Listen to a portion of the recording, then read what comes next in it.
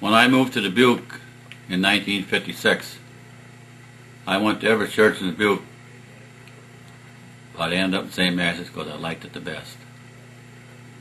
I liked the people. They were really friendly with me, especially the older ones. Some are gone now, but I never will forget George Beck and people like that.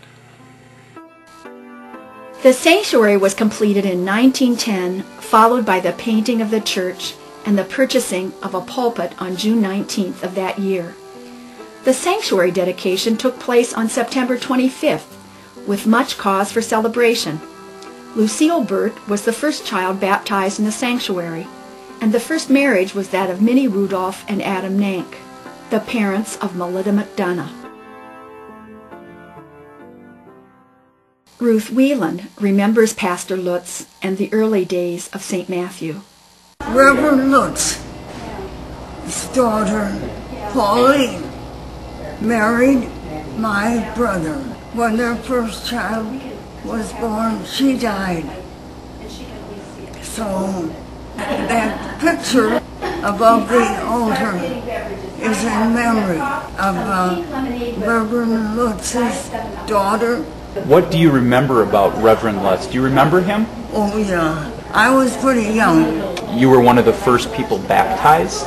Yeah, I guess so. My father's name is in the cornerstone of the church. So they were members a long, long time. I was confirmed by Reverend Deers. Anything else that you can remember? We had Luther Lead, and we would meet once a month. And then we would play games. Yeah. And then we had a lunch. Pastor Lutz even gave a picture to her parents as a gift. The signature on the back is now nearly faded away. The early years of St. Matthew passed. A fee of $1 was established for wedding and funeral services played by the church organist, who was now Miss Hedwig Katz. In 1913, a contract was signed for a Moeller patent tubular pneumatic action pipe organ. In April, the organ was installed and dedicated at a cost of $2,000. Half of the expenses came from a gift by Andrew Carnegie. A bell was purchased 2 years later by the Ladies' Aid for $287. The inscription read, "Presented to St. Matthew's Lutheran Church, Dubuque, Iowa. Reverend Henry Lutz, pastor, by the Ladies' Aid Society, A.D. 1915.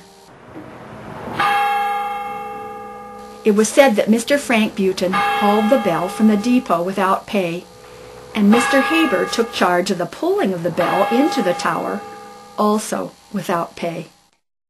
St. Matthew always seemed to be a forward-looking congregation, a church that valued its young people.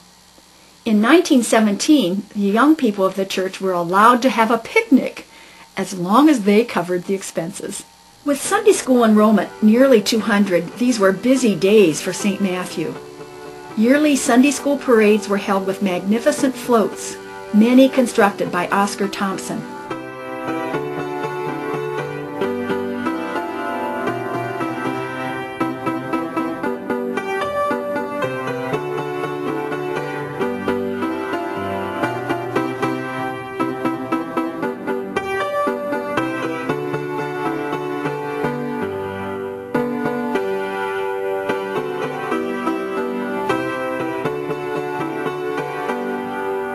They would be a tradition until the 1930s, when they were eliminated for monetary reasons.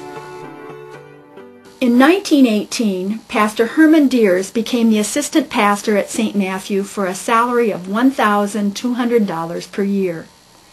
Pastor Deers' daughter, Dorothy Deers Phillips, recalls those early days.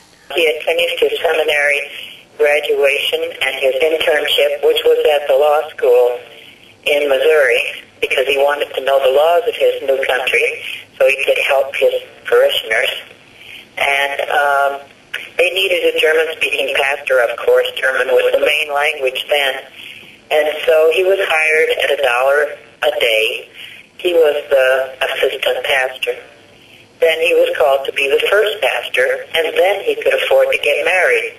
He had met his future wife when her brothers, who were all pastors, they were at a seminary, they brought him home, and so he met Mom, Elfriede Langhaus, and he said, that's the girl I'm going to marry, but she was only 15 then. But finally they did get married. They lived at Aunt Dina's. Now, Aunt Dina is Christine Lutz, the daughter of Reverend Lutz, around the corner on West 15th Street, up on our hill. And then the congregation bought 55 Montrose Terrace, my home, for all the time that I lived in Dubuque. And it was really too expensive for St. Matthew's to get into debt for. It might have been Aunt Dina's illusions of grandeur that they had to have a house on the hill. During the Depression, when people were so very poor, sometimes people would come to our front door and would say, Pastor, we have no food. And he would come into the dining table or kitchen and gather up what we had and give it to them.